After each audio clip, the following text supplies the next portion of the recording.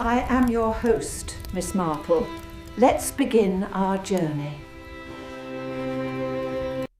The village of Chippingcleave had, by long-standing tradition, always concluded its annual midsummer fete with a twilight supper in the extensive, slightly overgrown gardens of Vance Manor. It was a picturesque affair designed to foster community spirit, or so Sir Reginald Vance, the manor's somewhat abrasive owner, always proclaimed in his opening address.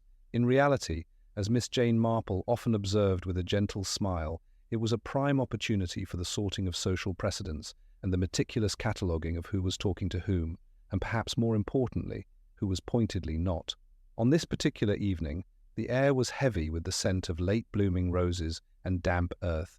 A thin mist was beginning to curl around the base of the ancient oaks, lending the scene a slightly theatrical quality.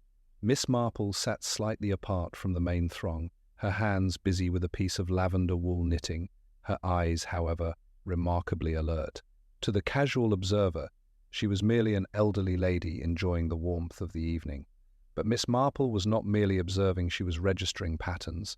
She noted how Lady Vance, a woman whose fragile beauty was rapidly fading under the strain of what was common knowledge to be a difficult marriage, kept glancing toward the driveway, her hands fluttering nervously around the pearl necklace that seemed to choke her. Sir Reginald, a large man with a florid complexion and a booming voice that brooked no interruption, was holding court near the buffet table.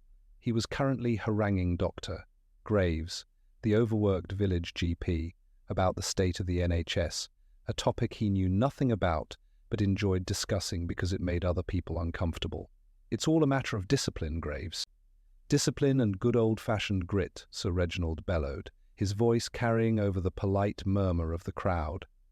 Dr. Graves, a man whose weary eyes spoke of too many late-night calls and too little sleep, merely nodded, his expression polite but distant. He was, Miss Marple knew, trying to secure a loan from Sir Reginald to expand his small surgery, a detail that placed him firmly under Sir Reginald's thumb. A little further away, near the marquee, stood Arthur Pendleton, the young and somewhat overly enthusiastic vicar. He was engaged in a tense conversation with Mrs. Benson, the village postmistress and undisputed focal point of local gossip. Mrs. Benson was looking triumphant, while the vicar looked increasingly distressed. Miss Marple leaned slightly closer, ostensibly to check her stitch count. "It's not a question of faith, vicar. It's a question of propriety," Mrs. Benson was saying, her tone a perfect blend of faux concern and relish. "People are talking. Young Elsie from the bakery, and so late at night." The vicar's face had become quite pale. "I assure you, Mrs. Benson, it was a parish matter. Her grandmother is very ill." "Of course, vicar, of course, Mrs. Benson replied, her smile not reaching her cold, sharp eyes. "I only worry about appearances." Miss Marple made a small, soft sound, a gentle clearing of the throat that, to those who knew her, signaled a shift in perception. This was a classic Chippingcleave situation, an old scandal being dusted off, or perhaps a new one being meticulously constructed. The tension was palpable, vibrating beneath the surface of the polite chatter and the occasional laugh. She turned her gaze back to Sir Reginald. He was now speaking to his nephew and heir, Gerald Vance, a young man with a charming smile and a distinctly dissipated air. Sir Reginald was scowling. "I told you, Gerald, I am not bailing you out again. You must learn the value of a pound, or rather, the lack thereof, if you don't straighten up." Gerald flinched, his smile tightening. "Just a small bridge loan, Uncle. The theatrical company has almost broke through. Once the play opens in London—" "Theatrical company," Sir Reginald snorted. "You mean a bunch of work-shy layabouts playing charades?" "No, Gerald, the answer is final."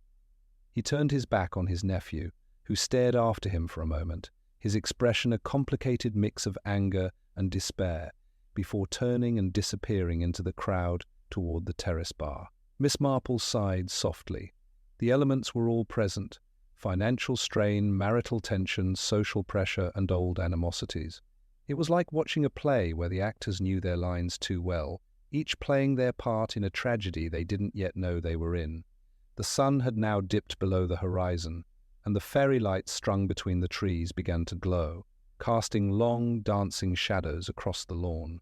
Sir Reginald, perhaps deciding the evening required a dramatic conclusion, stepped onto the raised terrace at the far end of the garden.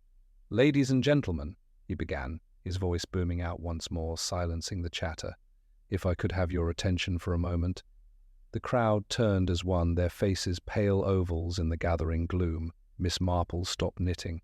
"I have an announcement to make." A rather significant one, Sir Reginald continued, a strange, almost malicious glint in his eye. "It concerns the future of the Vance estate and, indeed, certain individuals within this village who have seen fit to, shall we say, test my patience." A murmur of unease ran through the crowd. Lady Vance went very still, her hands gripping her pearls so tightly the string looked set to snap. Dr. Graves took a half-step forward, his brow furrowed. The vicar looked down at his shoes, his hands clasped tightly. Mrs. Benson watched with bated breath, her notebook, which she always carried, she claimed, for important dates, half withdrawn from her handbag. "I have spent this afternoon," Sir Reginald declared, savouring the suspense he had created, consulting with my lawyers. "There are to be changes, drastic changes, changes that some will find inconvenient." He paused for effect, looking slowly around the crowd, his gaze lingering on specific individuals. The air grew still, the silence thickening. Even the insects seemed quiet. And then Sir Reginald lifted his glass of whisky, which he had carried from the bar, as if to make a toast. But the hand stopped halfway. His face contorted, not with anger, but with a look of utter shocking astonishment.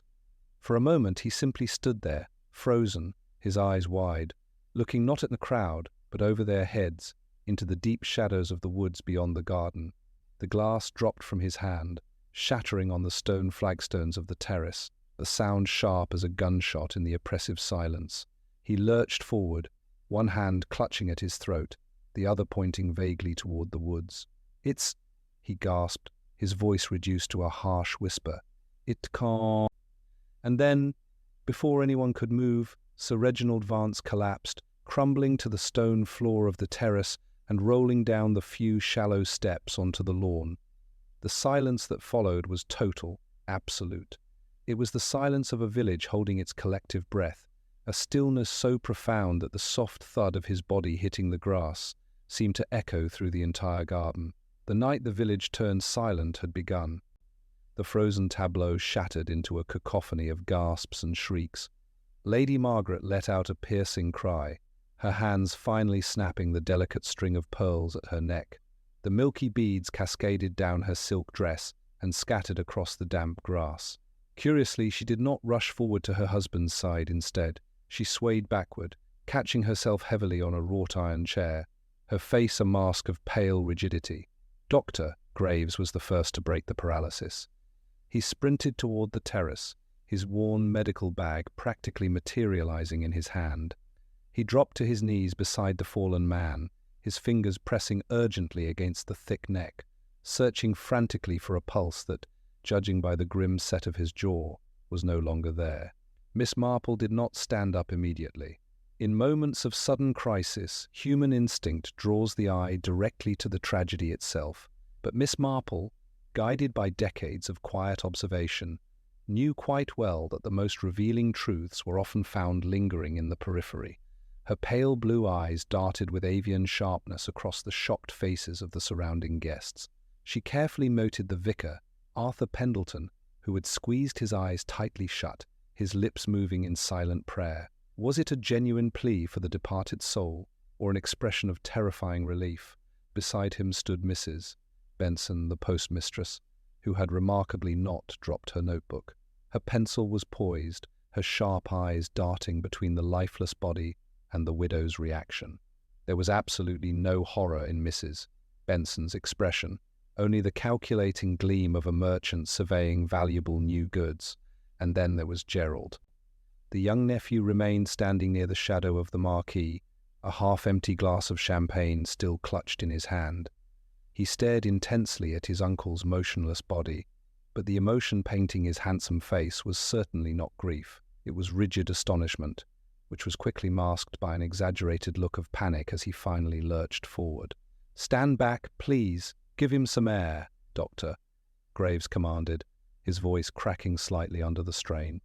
He looked up, his lined face pale in the artificial glow of the fairy lights. He is gone. Sir Reginald is gone. A collective murmur rippled swiftly through the crowd, a disturbing sound composed of genuine shock and poorly concealed whispers. Lady Margaret finally gave way to a dramatic faint, collapsing gracefully into the waiting arms of two nearby ladies.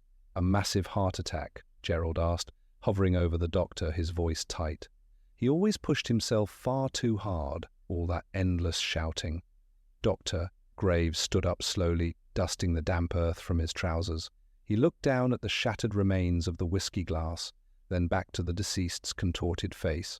"It is certainly possible," the doctor said, choosing his words with deliberate care. "However, given the extreme suddenness of the onset and the highly specific nature of the collapse, I cannot sign a standard death certificate here. The local authorities must be informed immediately."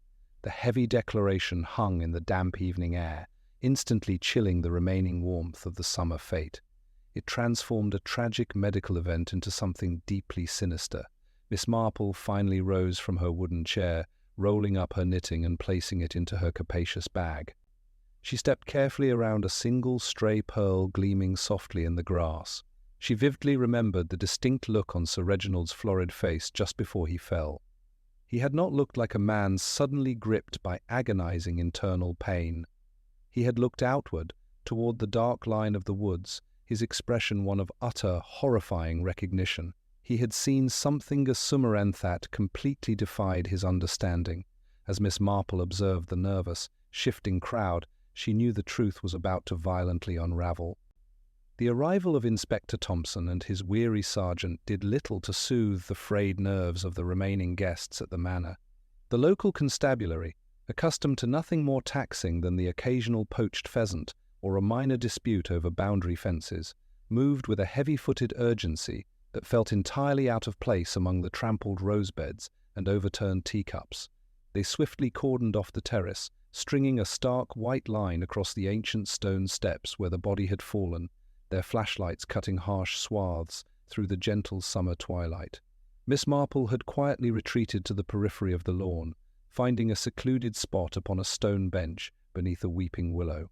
From this vantage point, she possessed an unobstructed view of the drawing-room's French windows, where the inspector had established his temporary headquarters. One by one, the pale, shaken villagers were summoned inside for questioning. Gerald was the first to be summoned. Even from a distance, Miss Marple could observe the stiff, defensive set of his shoulders as he marched into the brightly lit room. The inspector's voice, though muffled by the thick glass, carried a sharp, interrogative rhythm. It was a perfectly logical departure for the police. Gerald, the impoverished nephew with a failing theatrical company, had engaged in a bitter public argument with his uncle mere minutes before the fatal collapse. The motive was financial, glaringly obvious, and neatly wrapped. The village had already convicted him in whispered judgments passed behind fluttering fans and cupped hands. Yet, as Miss Marple smoothed a crease in her tweed skirt, she felt a profound sense of dissatisfaction. Sir Reginald had been a deeply unpleasant man, but he was not stupid. If Gerald had poisoned the whiskey, why the look of absolute, terrified astonishment on Sir Reginald's face? He had not looked down at his glass in pain, he had looked out into the shadowy line of the woods. The drawing-room door opened, and Gerald emerged, his face flushed an angry crimson. He strode down the steps, completely ignoring Lady Margaret, who was now seated on a wicker chair on the lawn, sipping a cup of strong, heavily sugared tea provided by the housekeeper. Her grief seemed to have settled into a state of elegant, detached exhaustion, her eyes fixed blankly on the darkened trees. Miss Marple's attention, however, was drawn not to the furious nephew or the composed widow, but to a seemingly trivial detail on the edge of the terrace. A young police constable was meticulously sweeping the fragments of the shattered whiskey glass into an evidence bag. But just inches away, nestled against the base of a heavy stone planter, lay a small, dark object that the officers had entirely overlooked in their haste. Rising slowly, moving with the unassuming fragility of a very old lady simply stretching her legs, she drifted toward the terrace. She did not cross the police line. Instead, she paused, adjusting her spectacles as if struggling to see in the dim light. It was a singular, perfectly formed button, crafted from polished dark horn, the type often found on a heavy winter coat. It was an entirely incongruous item to find on a humid summer evening, especially one that appeared freshly torn, a tiny thread still clinging to its center. She committed its exact location and appearance to her meticulous memory just as the vicar, Arthur Pendleton, was escorted into the drawing-room by the sergeant. The young man looked entirely broken, his hands trembling violently as he clutched a small, leather-bound Bible to his chest. Miss Marple vividly recalled Mrs. Benson's malicious whispers regarding the baker's daughter. Sir Reginald had claimed he was about to make an announcement concerning individuals who had tested his patience. Was the vicar's secret about to be exposed to the entire parish? The police were entirely focused on legacy and nephew. They were looking at poison mechanics and obvious financial gain. But Miss Marple knew murder in a small village was rarely just money. It was about pride, fear, and the desperate preservation of deeply buried secrets. The real answers were not in the whiskey glass, but in the dark shadows of the woods, and in the panicked, guilty hearts of the people who had stood by and watched a tyrant fall. The heavy oak door of the drawing-room clicked shut, and Arthur Pendleton stepped out onto the gravel path. The young vicar looked positively translucent, his usually neat hair dishevelled, as though he had been running his hands through it in distress. He did not return to the remaining guests clustered near the marquee, but instead veered sharply toward the lich gate that led to the parish grounds. Miss Marple, who had been admiring the resilience of a late-blooming hydrangea, smoothly adjusted her path to intercept him. She moved with the silent, unobtrusive grace of a shadow, her knitting bag swaying gently against her hip. "A rather bracing evening for a walk, Vicar," she murmured, stepping onto the gravel just as he approached. He started violently, nearly dropping his Bible. "Miss Marple? Yes. Quite bracing. I was just returning to the vicarage. The inspector has concluded his questions for the time being." His voice was thin, devoid of its usual resonance. Miss Marple looked at him with mild maternal concern. "It is a terrible shock for us all. Sir Reginald was a man of forceful opinions, and to be struck down just as he was about to make such a significant pronouncement about the parish, one cannot help but wonder what he intended to say regarding the bakery, or rather, the young lady who works there." The vicar's face drained of whatever colour it had left. He gripped the Bible so tightly his knuckles turned white. "It was a misunderstanding," he whispered, his eyes darting toward the village green. "A profound misunderstanding." Sir Reginald was rigid. He saw sin where there was only desperate charity. "I was merely offering spiritual comfort to a ruined family." "Charity is often misinterpreted by those who lack it themselves," Miss Marple agreed softly. Her keen eyes briefly scanned his attire. He wore his customary thin clerical coat, quite standard for the season. Not a heavy winter garment. Not something that would possess a thick, dark horn button. "Do try to get some rest, Mr. Pendleton. The Lord moves in mysterious ways, but so does Inspector Thompson, and I suspect he will be requiring our presence again tomorrow." As the vicar practically fled into the darkness, Miss Marple heard the unmistakable crunch of heavy footsteps approaching from the terrace. It was Mrs. Benson. The postmistress was practically vibrating with poorly concealed excitement, her notebook clutched firmly in her hands. She had the air of a woman who had just struck gold and was eager to count her coins. "Well, Miss Marple, I never thought I would see the day, Mrs. Benson declared, not lowering her voice, struck down by the hand of judgment. Or perhaps, she leaned in, the hand of a desperate nephew. "Did you see Gerald's face?" "Guilty as sin." Miss Marple smiled politely. "It is a complex situation, Mrs. Benson, though I find myself thinking not of Gerald but of the woods." Mrs. Benson blinked, her gossip momentarily derailed. "The woods? Whatever for? There is nothing in the woods but damp leaves and poachers." "Exactly," Miss Marple said cheerfully, "and one wonders what a poacher, or perhaps a nighttime wanderer, might be wearing on such a humid evening. A heavy winter coat, perhaps? It would be terribly uncomfortable, wouldn't it?" Mrs. Benson frowned, entirely missing the implication. Her mind still firmly fixed on the inheritance and the scandalous rumours she had been cultivating all week. Before the postmistress could resume her accusations, Dr. Graves emerged from the house, looking grim. He walked straight past them, his medical bag swinging heavily. Miss Marple noticed his usually impeccable tweed jacket was missing a button near the bottom hem. It was just standard plastic, but the frayed thread caught her attention. Everyone in the village was unravelling under Sir Reginald's tyranny. The poison had merely been the final, fatal snap of the thread. As the police finally allowed the guests to leave, Miss Marple walked down the lane, her mind assembling the pieces of a dark puzzle. The morning sun rose over Chipping-Cleeve with an almost inappropriate cheerfulness, banishing the mists and revealing a sky of crystalline, cloudless blue. It was a radiant day that usually called for leisurely strolls. Today, however, the brilliant light only highlighted the dark stain of tragedy at the manor.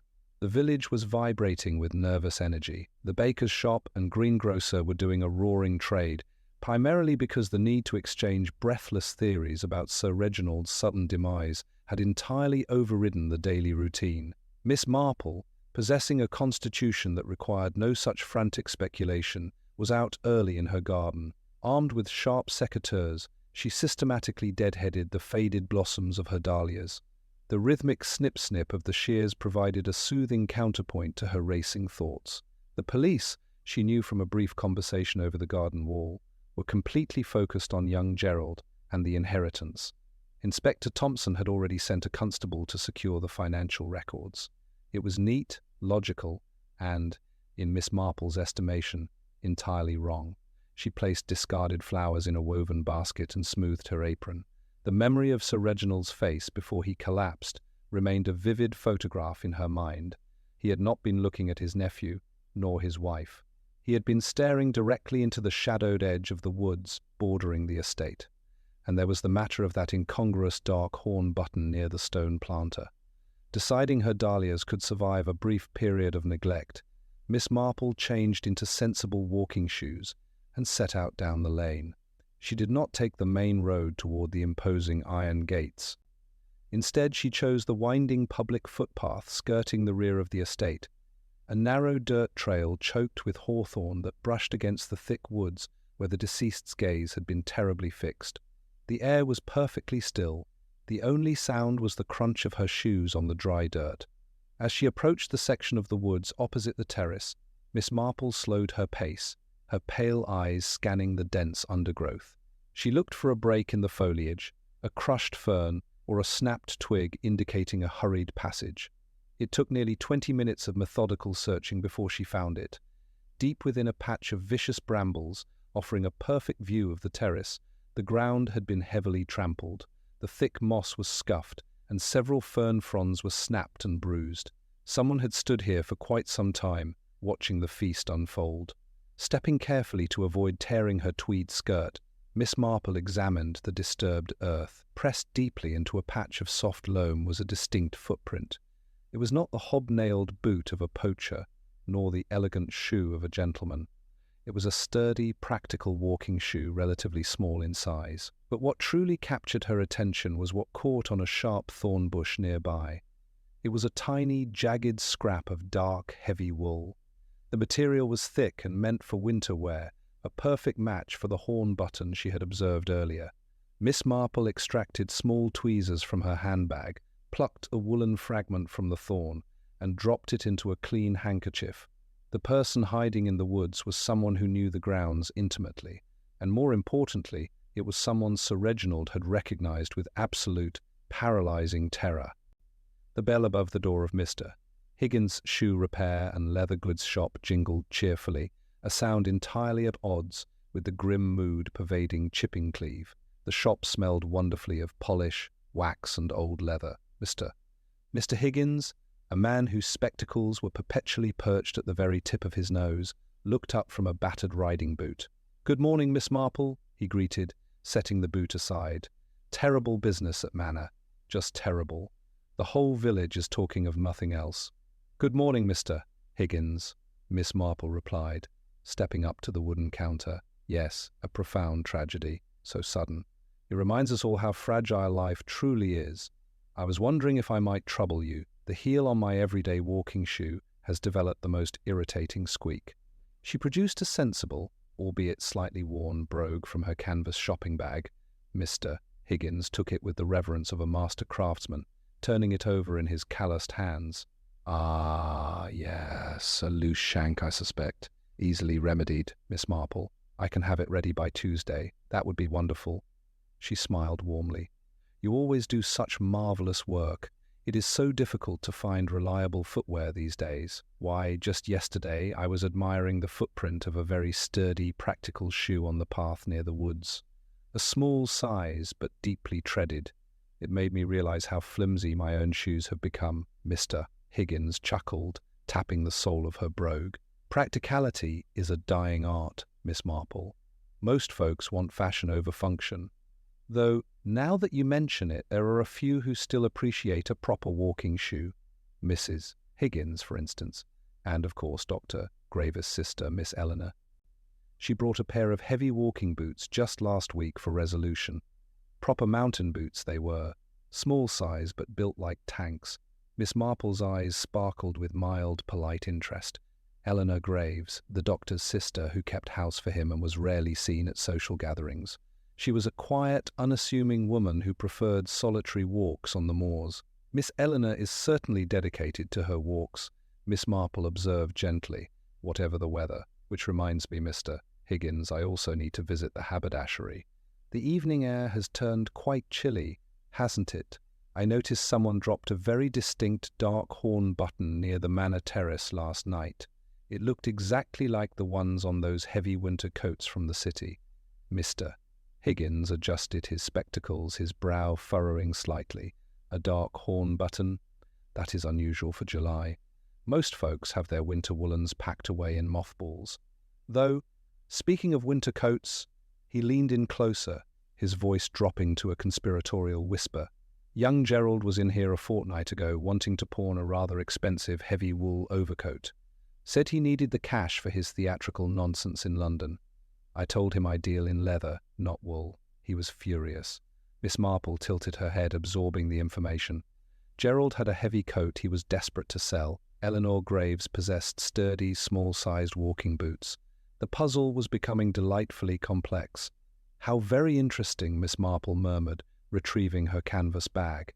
"It seems we are all carrying unnecessary baggage, Mr. Higgins. Some of us physical, some of us financial. I shall leave my shoe in your capable hands."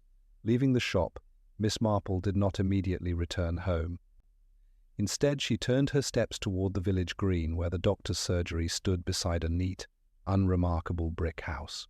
If Eleanor Graves had been in the woods, watching the fetus in a heavy winter coat, the motive was far more intricate than simple inheritance. It spoke of a deep, personal vendetta. Miss Marple decided it was time to manufacture a slight ailment that required the doctor's immediate attention. The waiting room of Dr. Graves' surgery was a study in beige boredom and the smell of antiseptic. It was nearly empty, save for a young mother struggling with a fretful infant. Miss Marple sat upright in a stiff-backed chair, her hands folded neatly over her knitting bag.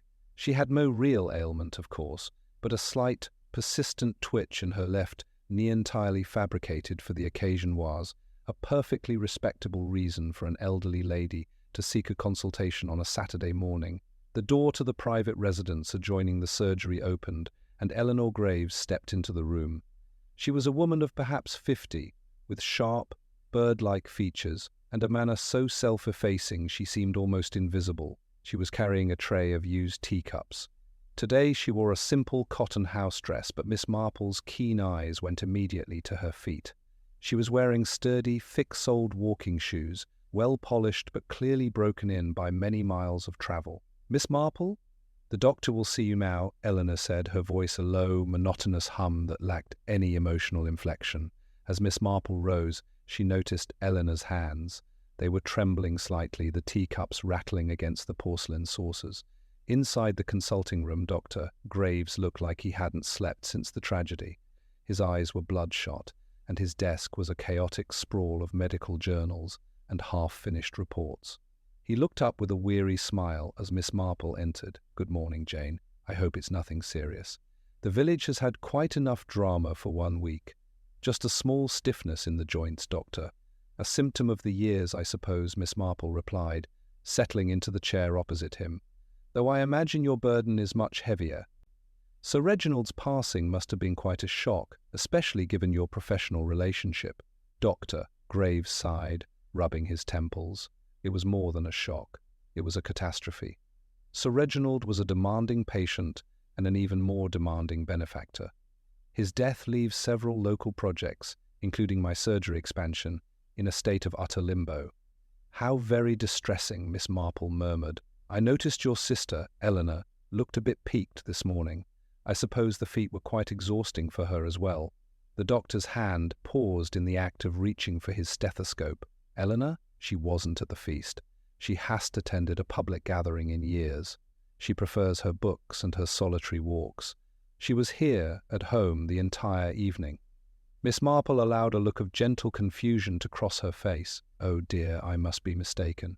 I could have sworn I saw a figure in the woods near the manor terrace, wearing a very heavy coat and sturdy shoes. I naturally assumed it might be Eleanor, given her love for the outdoors. The silence that followed was heavy and cold.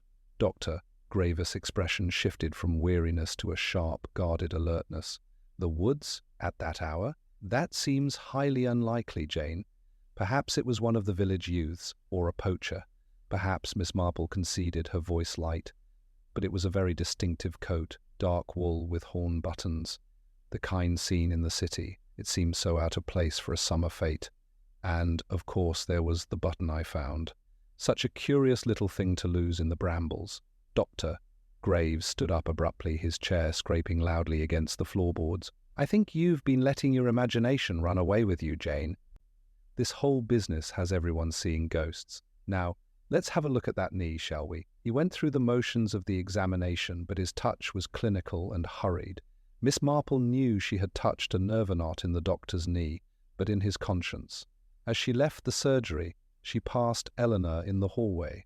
The younger woman was staring out the window toward the manor, her expression no longer invisible, but filled with a raw, burning resentment that chilled Miss Marple to the bone. The doctor was protecting his sister, but the secret she was hiding was far more dangerous than a simple nighttime walk. The following afternoon, Miss Marple found herself in the quiet sanctuary of the Chipping-Cleeve Public Library, a place where the scent of floor wax and aging paper provided the perfect atmosphere for unearthing buried truths. While the rest of the village was busy debating the likely contents of Sir Reginald's will, Miss Marple was meticulously searching through a stack of dusty local newspapers dating back nearly 30 years. She was looking for a specific name, one that had been whispered in the shadows of the surgery and etched into the resentment she had seen in Eleanor Graves' eyes. She found it in a small, inconspicuous clipping from the winter of 1996. The headline read, "Local Nurse Exonerated in Medical Misadventure." The story concerned a young woman named Mary Graves Eleanor and the doctor's elder sister who had been accused of a professional error that led to the death of a prominent patient's infant son. The patient had been none other than a much younger, more aggressive Reginald Vance. Although the official inquiry had cleared Mary of any criminal negligence, the public shaming led by the Vance family had been relentless. Mary Graves had left the village in disgrace and, according to a brief obituary 2 years later, had died in poverty and broken health. Miss Marple sat back, the puzzle pieces finally interlocking. The Graves family had lost their eldest sister and their family reputation to Sir Reginald's cruelty, while the doctor had chosen a path of silent, subservient endurance to fund his surgery. Eleanor had clearly nurtured a much darker flame. Miss Marple recalled the heavy winter coat Gerald had tried to pawn. It was a Vance family heirloom, likely stolen from the manor's cloakroom weeks ago during one of Gerald's many desperate visits. Eleanor must have acquired it perhaps from Gerald himself, or by sneaking into the manor specifically to use as a disguise. She left the library and made her way toward the manor's east woods, the very place where she had found the horn button. As she reached the edge of the clearing, she saw a figure standing near the stone planter where Sir Reginald had fallen. It was Eleanor Graves. She was not wearing the heavy coat today, but she was staring at the terrace with a look of terrifying triumph.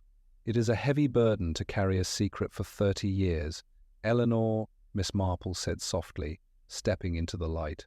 Eleanor did not startle. She turned slowly, her face remarkably calm. He destroyed Mary, Miss Marple. He used his money and his influence to crush a girl who had done nothing but care for his child. He deserved to feel the same terror she felt when she realized her life was over.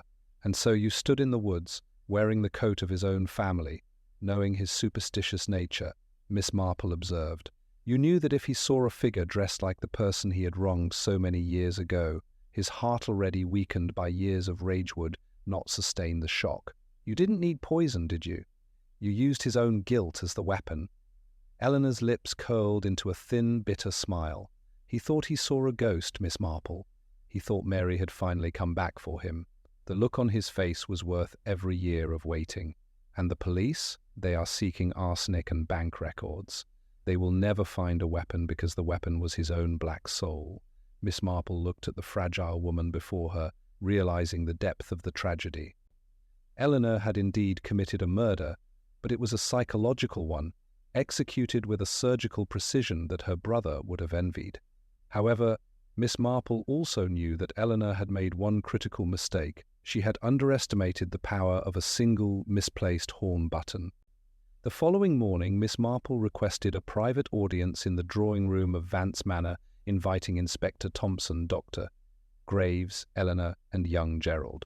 The room felt stifling, the heavy velvet curtains drawn against the bright morning sun, creating a somber atmosphere that suited the gravity of the occasion. Inspector Thompson sat at the head of the mahogany table, looking skeptical. He had spent the night reviewing Gerald's debts, and was clearly annoyed by this interruption from an elderly lady known for her knitting and village anecdotes. Gerald fidgeted in his chair, smelling faintly of stale gin, while Dr. Graves sat with his head bowed, his hands clasped so tightly they were devoid of colour. Eleanor remained by the window, a silhouette against the filtered light, her posture unnaturally still. Miss Marple began not with an accusation but with a reminiscence.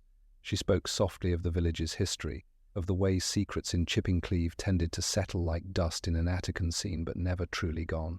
She mentioned the tragic story of Mary Graves, watching as the doctor flinched at the sound of his sister's name. She described the relentless cruelty of a man who used his stature to crush those beneath him, and how such cruelty creates a debt that eventually must be paid. The inspector coughed impatiently, but Miss Marple continued, her voice gaining a firm, rhythmic quality that demanded attention. "You have been searching for a physical poison, Inspector," she said, looking directly at him. "You have examined the whiskey glass and the bank statements, looking for the hand that tipped the vial. But Sir Reginald was not killed by a chemical. He was killed by a memory." She then produced the small, dark horn button from her handkerchief, laying it on the table like a challenge. "I found this near the terrace. It belongs to a very specific overcoat, one that Gerald Vance attempted to pawn recently. A heavy, distinctive garment that Sir Reginald would have recognized instantly, for it was once worn by the man who helped him ruin Mary Graves." Gerald gasped, his face turning a sickly shade of grey. "I didn't. I lost that coat weeks ago. Someone took it from my car." "Indeed," Miss Marple agreed. "Someone who knew its significance took it. Someone who knew that Sir Reginald, for all his bluster, was a deeply superstitious man haunted by the ghost of his past. On the night of the feast, a figure stood in the woods, perfectly positioned to be seen by Sir Reginald as he made his triumphant speech. This figure wore the coat of his past sins and stood exactly where a ghost might appear. To a man with a weak heart and a guilty conscience, it was a lethal sight. He didn't die of a heart attack in the traditional sense. He died of sheer, unadulterated terror." She turned her gaze toward the window. "Eleanor, you didn't need to touch him. You only needed to be seen. You knew his heart was failing because you lived in the same house as his doctor. You saw the medical reports your brother brought home. You knew exactly what would happen if he saw Mary's spectre returning for justice." Dr. Graves looked up, his eyes filled with a terrible realization. "Eleanor? Is this true? The boots, the mud I found in the hallway." Eleanor stepped out of the shadows, her expression one of cold, crystalline clarity. She didn't deny it. Instead, she looked at the inspector with a chillingly calm smile. "Can you arrest a woman for standing in the woods, Inspector? Is it a crime to wear a coat in the evening? He killed my sister with words and social standing. I merely gave him the opportunity to see the result of his handiwork. He saw what he deserved to see." The inspector looked from the button to the woman, clearly out of his depth. The legalities of such a murder were a quagmire. There was no poison, no physical assault, only a psychological trap set with surgical precision. Miss Marple watched them all, her heart heavy. She had untangled the threads, but the tapestry they revealed was one of profound sadness rather than justice. The village had indeed turned silent, not just from the shock of a death, but from the weight of a 30-year-old secret that had finally claimed its final victim. In the days following the revelation at Vance Manor, Chipping Cleeve felt like a house that had been scrubbed clean but remained cold to the touch. The inspector had eventually departed, his notebook filled with statements that described a tragedy rather than a crime. After hours of consultation with the Crown Prosecution Service, it was determined that standing in a forest wearing a specific coat did not constitute murder in the eyes of the law, regardless of the intent or the outcome. Eleanor Graves remained in the brick house beside the surgery, a ghost of a woman who had finally laid her own ghosts to rest, though at the cost of her brother's peace. Dr. Graves had become even more reclusive, the expansion of his surgery forgotten, his days spent in a weary routine of tending to the minor ailments of a village that now looked at his family with a mixture of pity and profound unease. Miss Marple sat in her small, sun-drenched morning room, the lavender wool knitting finally nearing completion. Outside, the gardener was tidying the borders, the sharp snip of his shears echoing the rhythm of the village's return to normalcy. To the casual observer, everything was as it had been before the midsummer fete. Mrs. Benson was still at the post office, though her gossip now carried a sharper, more cautious edge. The vicar, Arthur Pendleton, had found a renewed sense of vigour in his sermons, speaking frequently of forgiveness and the hidden burdens of the heart, much to the confusion of his more complacent parishioners. Gerald Vance had vanished back to the city, his debts paid by a surprisingly generous settlement from Lady Margaret, who now resided in the manor with a quiet, dignified independence that suggested she had found her own form of liberation in the tragedy. Yet, as Miss Marple paused to count her stitches, she knew the village had changed fundamentally. The silence that had descended on the night of Sir Reginald's death had not entirely lifted, it had merely moved inward. People were a little more careful with their words, a little more observant of their neighbours' shadows. The knowledge that a 30-year-old secret could strike with such lethal precision had stripped away the comfortable illusion of safety that small-town life usually provided. They had seen that justice, when denied by the law, often finds a much more terrible way to manifest itself through the human psyche. A soft knock at the door preceded the arrival of her faithful maid with a tray of tea and a plate of digestive biscuits. "It seems a lovely afternoon for the garden, miss," the girl remarked, setting the tray down. "Everyone says the flowers at the manor are finally blooming again, now that the police tape is gone." "Nature is very resilient, Mary," Miss Marple replied gently, pouring a cup of pale, fragrant tea. "It has a way of covering the most unsightly scars, given enough time, but the soil remembers what is buried beneath it. We would do well to remember that ourselves." She looked at the garden, watching a butterfly land on a nearby rose. She thought of Eleanor Graves, sitting in that silent house, and wondered if the triumph she had felt on the terrace was enough to sustain her through the long, quiet years ahead. Revenge was a cold fire. It provided light for a moment, but left only ash in its wake. Miss Marple had seen it many times before in many different villages. The faces changed, the names were different. St. Mary Mead had its own share of bitter hearts, and long memories about the fundamental nature of humanity remained constant. People were capable of great kindness and unthinkable cruelty, often within the same hour. As she resumed her knitting, the needles clicking softly, Miss Marple felt a familiar sense of melancholy. She had solved the mystery, but there was no joy in the resolution. The truth had not set anyone free, it had merely pinned them to the reality of their own choices. She thought of Sir Reginald, a man who had built a fortress of wealth and power, only to have it toppled by a single button and the memory of a girl he had forgotten. It was a sobering reminder that no one is truly beyond the reach of their past. The sun began to dip below the horizon, casting long, elegant shadows across the lawn, and Miss Marple reached for her shawl, a small, composed figure in a world that had, for a brief moment, revealed its jagged edges.